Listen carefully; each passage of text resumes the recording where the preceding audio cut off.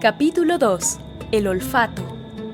El olfato, un sentido de gran importancia para el ser humano, le permite identificar sustancias y elementos que forman parte de su vida, unos agradables, otros menos.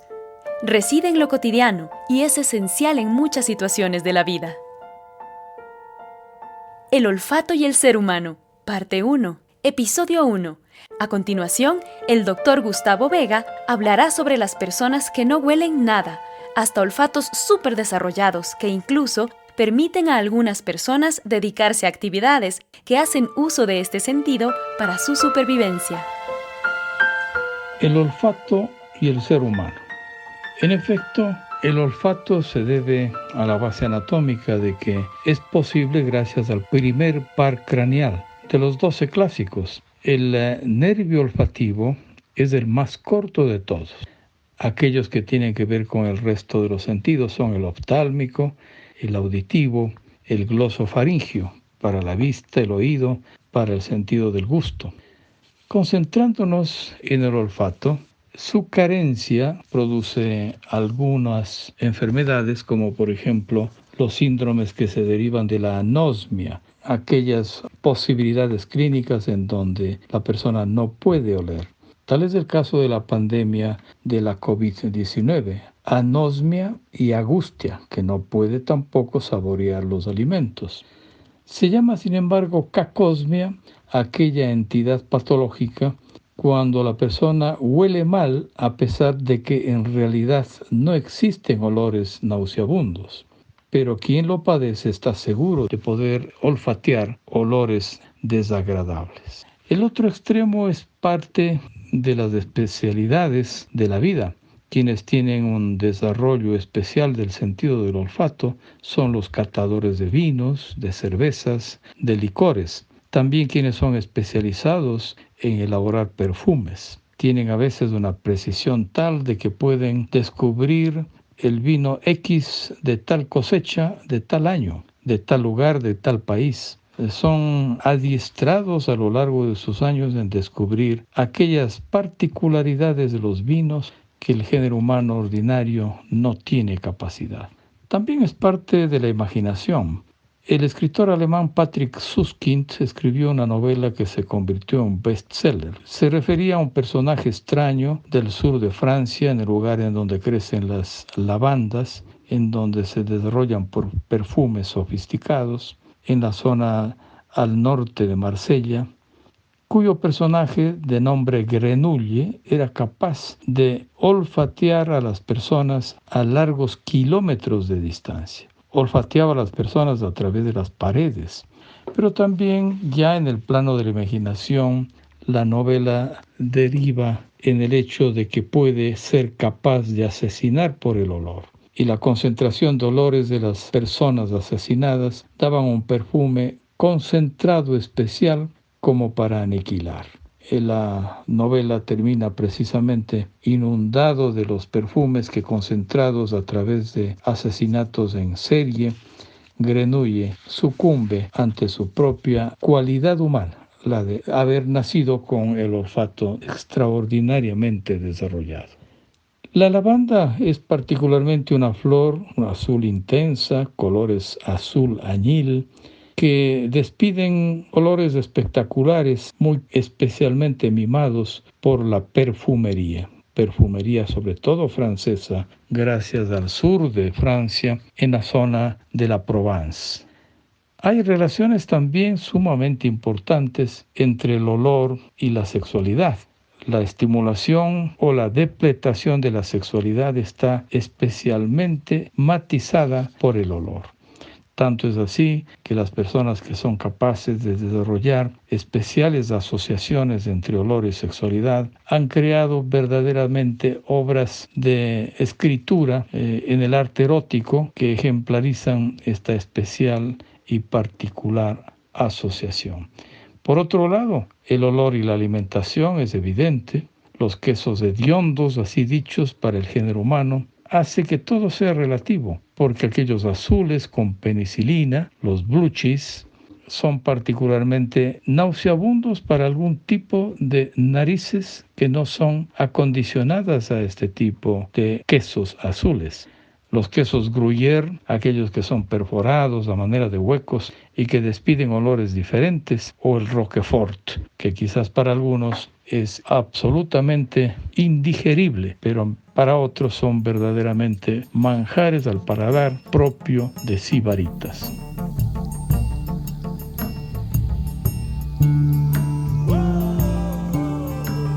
El olfato y el ser humano, parte 2. Episodio 2.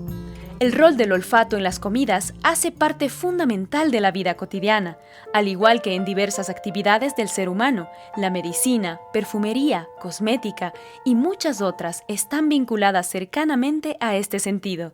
Escuchemos.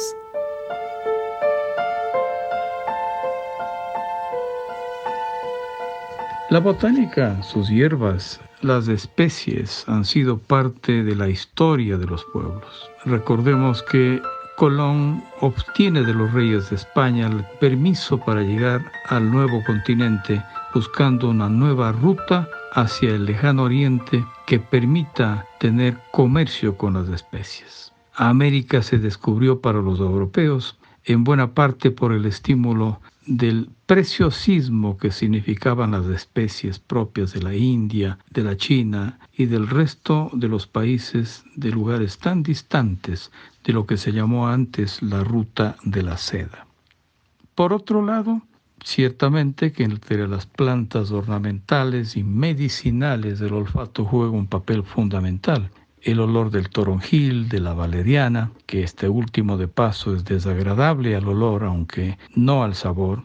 El olor de la manzanilla, el cedrón, juega un papel fundamental en la terapia en base de las hierbas, tan cálida para la medicina tradicional. Entre las plantas ornamentales quizás se llevan la palma y la guirnalda. En cuanto al perfume, la magnolia y la rosa. Tanto que los literatos han escrito en torno a estas dos flores magníficas.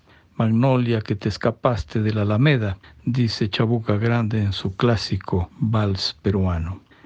El clavel, por otro lado, ha tenido iluminada inspiración durante las épocas, y ni se diga la amapola roja, que a partir de la misma se deriva el opio, la morfina y también la heroína, drogas heroicas que han servido para la vida y para la muerte.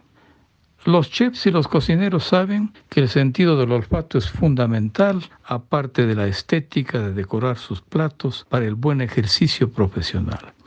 Carnes, cereales, frutas y sus distintos olores hacen la trivia de lo que tiene que ser la posibilidad de un éxito en la cocina.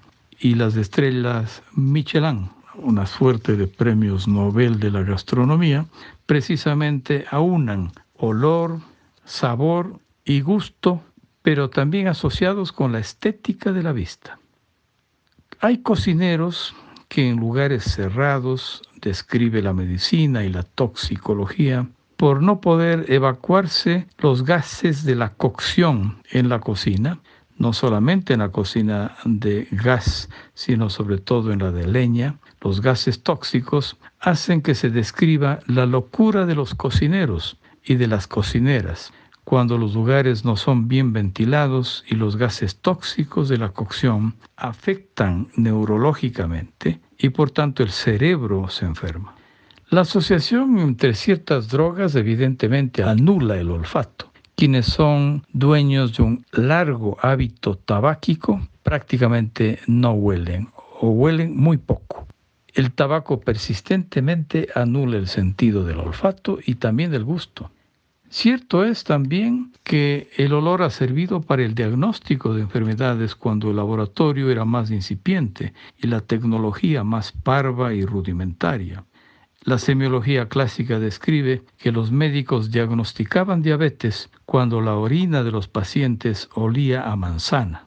Tenían, por tanto, obligación médicos de antaño no solamente que oler, sino, aunque parezca extraño y nauseabundo, saborear la orina de los pacientes.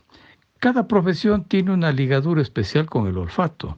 No olvidemos, por decir algo, que los mecánicos huelen daños de los autos, porque su sentido del olfato especializado en su profesión captan aceites, captan quizás el despido de olores del metal, del caucho, que permiten, llamemos metafóricamente, diagnosticar por el olfato lo que pueda estar ocurriendo con los autos, que pueden tratar de corregirlos y de mejorarlos.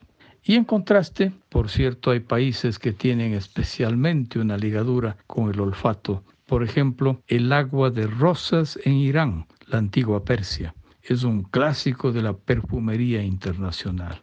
Y por otro lado, en Marruecos se venden jabones, particularmente realizados por los propios bereberes y los habitantes nómadas del desierto, en favor de sustancias especialmente cotizadas para la cosmetología.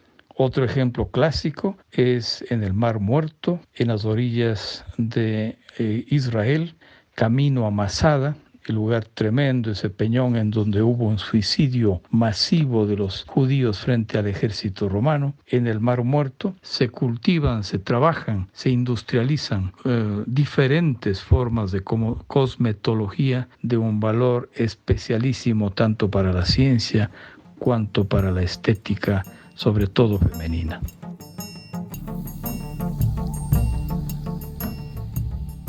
El olfato y los animales, parte 1. Episodio 3. Algunos animales están privilegiados con el sentido del olfato.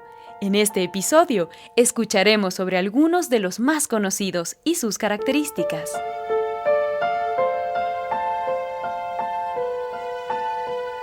Entre todos los osos, los elefantes, los tiburones son animales privilegiados para el olfato. Osos, elefantes, tiburones. Pero hay uno particularmente extraño, muy pequeño, que se llama tenrex. Se escribe con X o también con CS.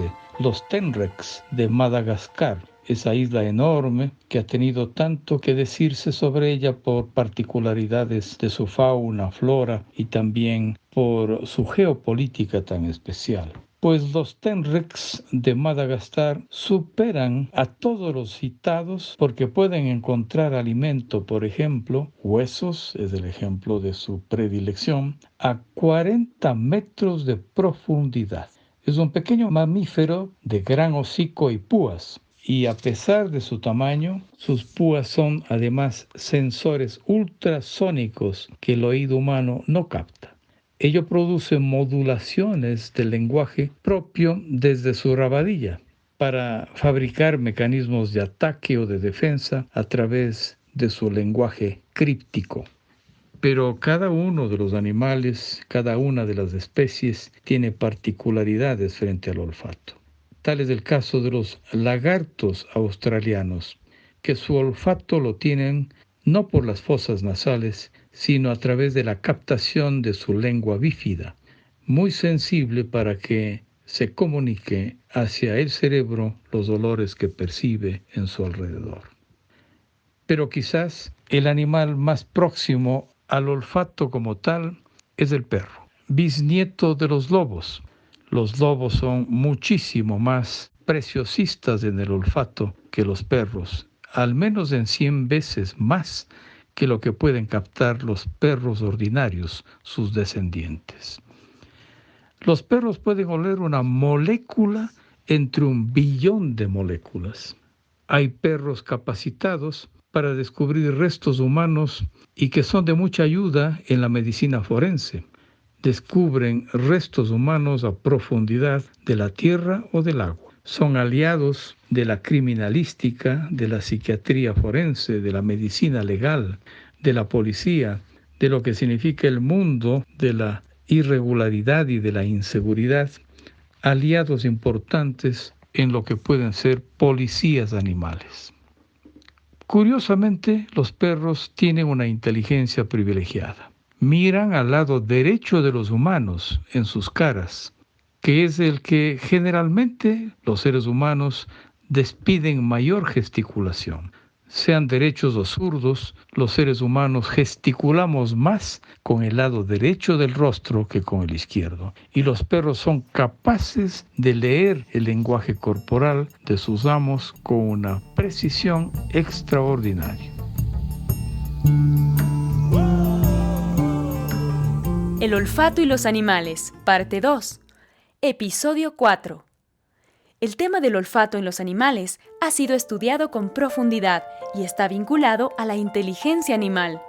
En este episodio, el Dr. Gustavo Vega hace una ilustración sobre la inteligencia comparada entre caninos y su relación con el olfato. Según el mayor experto en inteligencia canina, un psicólogo jubilado que investiga particularmente en su propio perro, Stanley Coren es de las mayores personalidades mundiales en lo que se llama la psicología canina, profesor de la Universidad British Columbia en Vancouver, Canadá, una de las mejores del mundo, pues el profesor mencionado escribió un libro prodigioso, La inteligencia de los perros, factor que antes estaba negado. Creíamos enfatuadamente los seres humanos que éramos los únicos que podemos tener inteligencia. Falso de falsedad absoluta. Stanley Coren describe toda una gama de alternativas y de prioridades según la raza de los perros en base de su predilección por el olfato. Según Coren, la raza más inteligente de todas es la Border Collie. Se escribe C-O-L-L-I-E, Collie. Border Collie. Su cabeza es negra, sus orejas son negras y la parte posterior del tronco también negros. Las orejas gachas, una mirada casi humana, el pecho y las patas blancas. El perro cuya raza es la más inteligente del mundo. Pero le siguen del 2 al 10 las siguientes. La raza caniche ocupa el segundo nivel de inteligencia. La tercera casilla le pertenece al pastor alemán, la cuarta al golden retriever, la quinta casilla al doberman, la sexta al pastor de las Shetlands, la séptima casilla al labrador retriever, muy parecido al golden retriever, con la variedad de que este es blanco, no así el otro que es dorado. La octava casilla en cuanto a factor de inteligencia es la raza papillón, la 9 pertenece a la raza Rottweiler y la 10 al pastor australiano. Sin embargo, todos los perros son susceptibles de un olfato privilegiado y algunas veces, en el caso particularmente nuestro, los perros mezclados, mestizos de razas combinadas, suelen tener potencialidades que sus padres diferentes en raza acumulan potencialidades y sinergias más diferenciadas. El olfato seguirá siendo uno de los sentidos privilegiados para los animales y en el caso de los seres humanos, aunque habríamos obliterado y desaparecido en mucho el sentido del olfato por el privilegio que hemos dado a la vista y menos al oído, sigue teniendo una connotación sumamente interesante, tanto que los sentidos recesivos, los no dominantes del ser humano, que son el gusto y el olfato, y también el tacto, son sentidos que sirven para la imaginación frondosa y para la supervivencia, como a veces no significa los sentidos dominantes.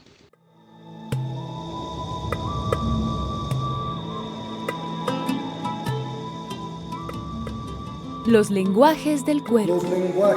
Los lenguajes del cuerpo. Los lenguajes del cuerpo.